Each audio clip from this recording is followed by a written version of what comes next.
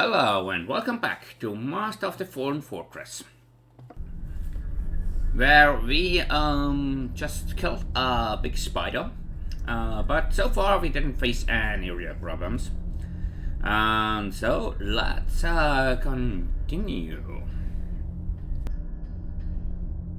The spider's corpse lies still in the dusty chamber, its chitinous scales gleaming in the light of Feiya's sunrod. The room is quiet now, except for the occasional creak of old timber and the faint whistle of wind through cracks in the stone. Your thrown weapons glint on the floor where they fell during combat, easily retrievable if you wish. Two paths await, back outside through the eastern entrance, or deeper into the mysterious tower through the southwestern archway, where shadows dance beyond your light's reach. Merisiel, let's retrieve our weapons. Merisiel nods and moves gracefully across the dusty floor. She is plucking her two daggers from where they landed near the spider's corpse. She wipes the ichor off on a dusty cloth and slides them back into their sheaths. Israfiel retrieves his throwing axe, testing its balance before securing it back on his belt with his other two. Can't leave good steel behind. As you gather your weapons, the southwestern archway looms invitingly. Through it, you can make out what appears to be a short hallway that opens into another chamber. The stone here looks more intact than the outer walls, and you notice faint scratches along the floor. Drag marks, perhaps, leading deeper into the fortress. Daji sniffs at the archway, growling softly with her hackles slightly raised. Not in alarm, but more out of cautious curiosity. Alahazra tightens her grip on her weapon, while Feiya peers into the shadows with her keen eyes. The spider came from somewhere. There may be more creatures denning in these ruins. The magical auras I detected earlier, they seem to come from deeper within. I don't believe we should sleep anywhere in this tower. We have no clue what is lurking here, and I wouldn't feel safe. I am no coward, but... Israfiel's words hang in the air as the party considers the wisdom of his caution. You speak sense, Israfiel. We've only cleared one room, and who knows what else calls this place home. The spider had to eat something to grow that large. Plus, multiple entrances mean multiple ways for things to sneak up on us while we sleep. I prefer keeping watch with a wall at my back and a clear escape route. We could establish a safer camp outside, perhaps near the tower, but with better sightlines. Though, I am curious about those magical auras. It would be good to at least investigate before we lose daylight. We still have hours before dusk. We could press on a bit further, carefully, and then withdraw to set up camp outside before nightfall. The fortress has stood this long. It's not going anywhere. Let's keep moving forward a little more, my friends. Agreed, but let's stay alert and be ready to fall back if needed. You climb to the second floor and push open the northwest door. Judging from the shelves lining the walls, this darkened room might once have been a storeroom, though its contents have long since succumbed to the passage of time. A crack in the northern wall has let in rainwater, which has collected in a large puddle on the floor. A blue-scaled lizard, about 3 feet long with electricity dancing along its spine, looks up eagerly as you enter. The creature skitters forward a few steps, eyes bright with expectation. And so another battle begins. It's just one enemy again, a shocker lizard. Yes.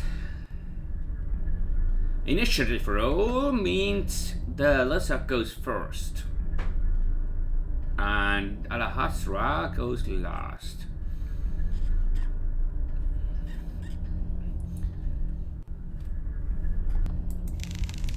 The lizard's eyes brighten as it sees you enter.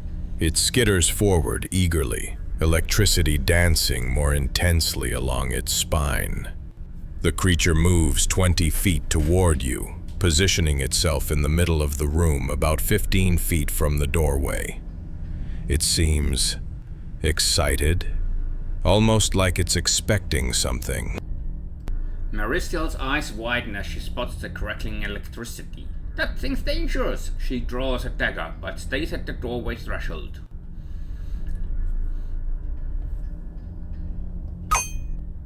Her blade spins through the air with precision, and it hit.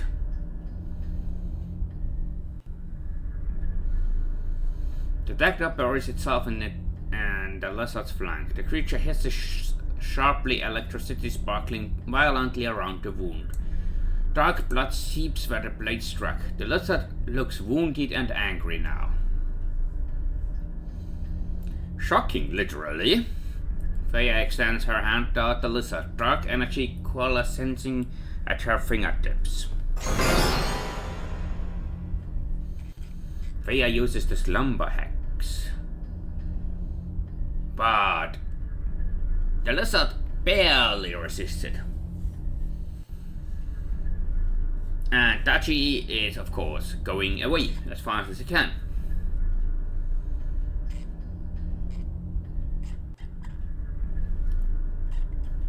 So,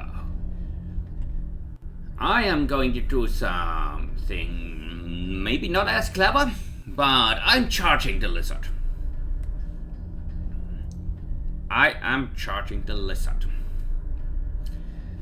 You grip your warhammer and surge forward with dwarven determination, closing the distance in heavy strides. Your boots bound against the stone floor as you cover the 15 feet, raising your warhammer high.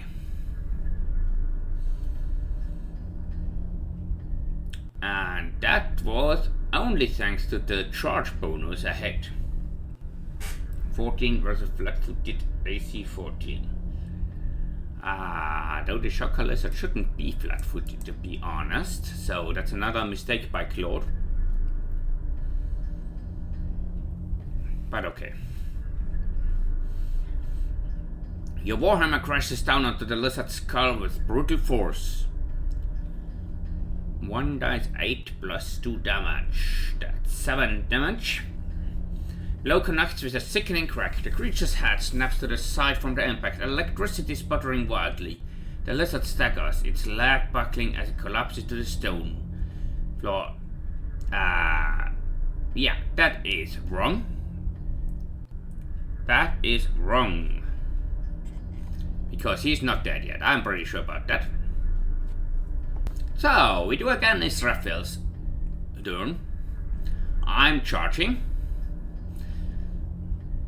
As you close to within 5 feet, the lizard's body erupts with electrical energy, and I am getting hit by the shock attack.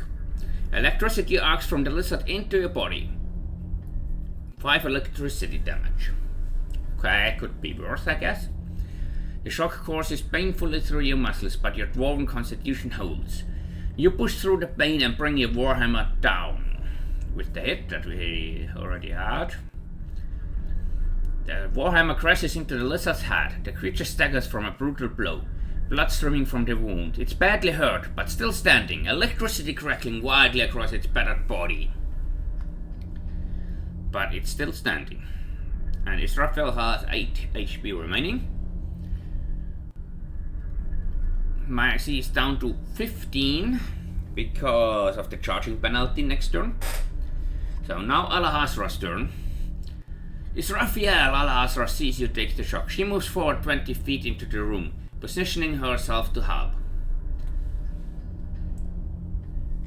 And that means round 2 is coming with a map update. Yeah, here is the lizard. I am in melee. Alahazra between the rest of the group and the lizard. And yeah.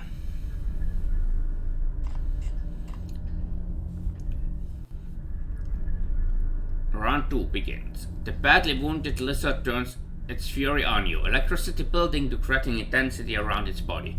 It lunges at you. But the shock attack missed. Ooh, lucky he rolled quite low.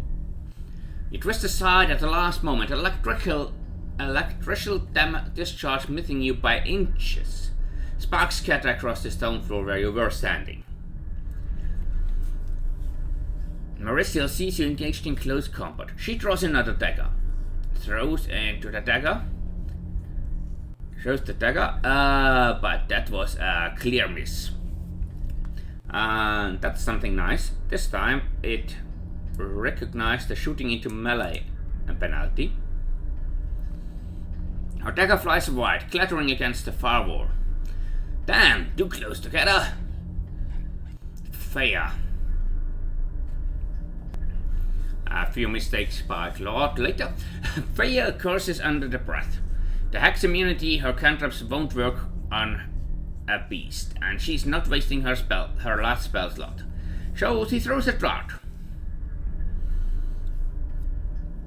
This is Thaddeus. She pulls a dart from her belt and throws it at the lizard.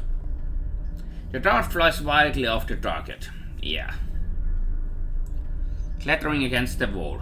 Of course. Now it's my turn again. Looking at the lizard and seeing how my teammates struggle, I inhale deeply, focusing on my weapon arm, and swing the warhammer with everything I've got. Drawing on the dwarven strength, my muscles dance as I commit everything to this strike, sacrificing precision for raw, devastating power, with power attack activated. The warhammer swings in a brutal arc toward the lizard's skull. +2 strength, -1 power attack, that's a 19 versus 17 hit.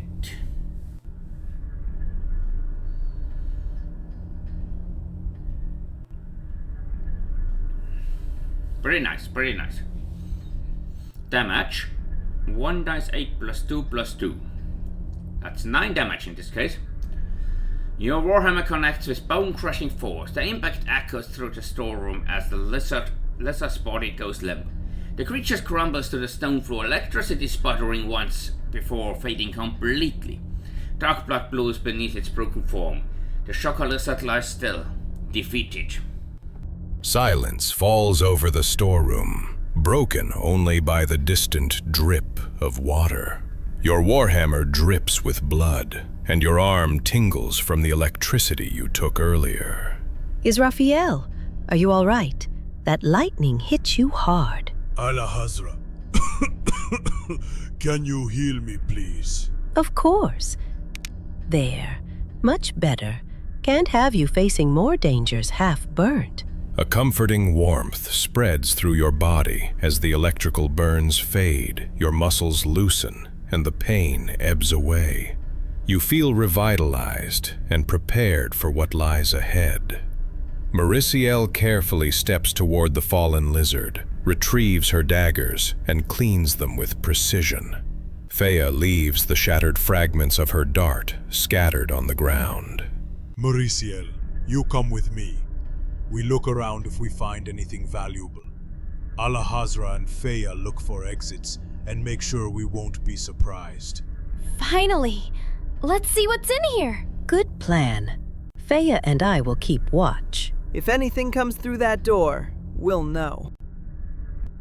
You and Merisiel examine the old shelves lining the walls.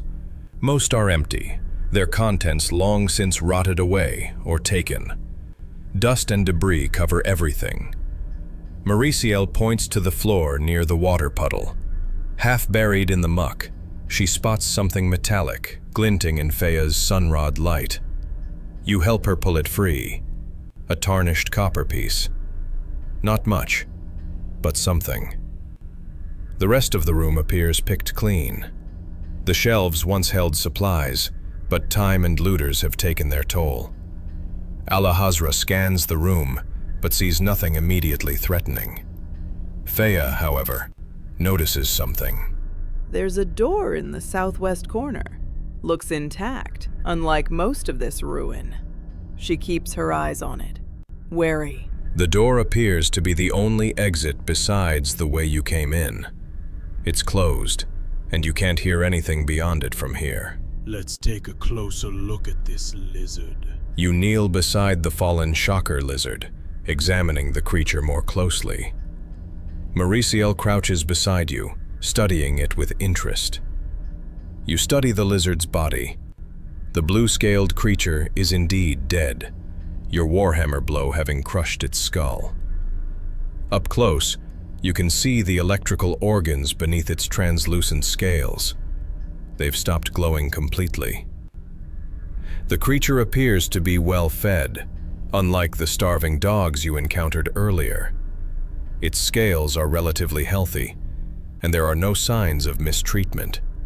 Someone was caring for this creature. This wasn't wild. You observe. Someone kept this thing as a pet, or guard. And they fed it regularly, which means whoever owns this place might still be around. That's not boding well, Merisiel. Let's gather up with our friends at that southern door. Agreed. I don't like the idea of something sneaking up on us. You share your observation about the lizard being cared for with Alahazra and Feiya. The implications hang heavy in the air. So, someone's definitely here. And they knew we were coming if they left that thing to guard the room. Then we proceed carefully, together. This door seems suspicious. Can anyone hear anything? Nothing clear. Alahazra shakes her head. Too muffled. But Merisiel's keen elven ears catch more. She holds up a hand for silence, listening intently. After a moment, she whispers very quietly. Voices. At least 2. Maybe 3. Guttural. Not common. And... does anyone else smell that? Now that she mentions it, a faint, unpleasant odor seeps from under the door, like rotten eggs mixed with an open sewer. That's... troglodyte stench. So, it's likely troglodytes. Just a small group of them. What's the next step? The party huddles quietly, discussing options in hushed voices. Troglodytes are dangerous. Their stench can sicken us, and they fight viciously. We should be ready for a hard fight. If we go in, we go together and hit them fast. Back in Irison, we dealt with worse than lizard men. But she's right. The stench is the real problem. If we get nauseated, we're useless. I can try to put one to sleep immediately, but the rest will swarm us. We could... listen more? Figure out exactly how many there are? Or... we could try sneaking? But if they hear us opening the door, I don't like surprises. Maybe we burst in fast. Get the jump on them before they can organize. You're our front line, Israfiel. Whatever we do, you'll take the brunt of their attack. What do you think?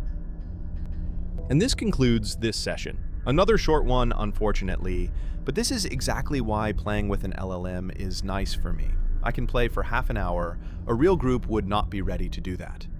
Thanks for watching, and if you have any suggestions for improvements, I would like to read them in the comments. Take care, everyone.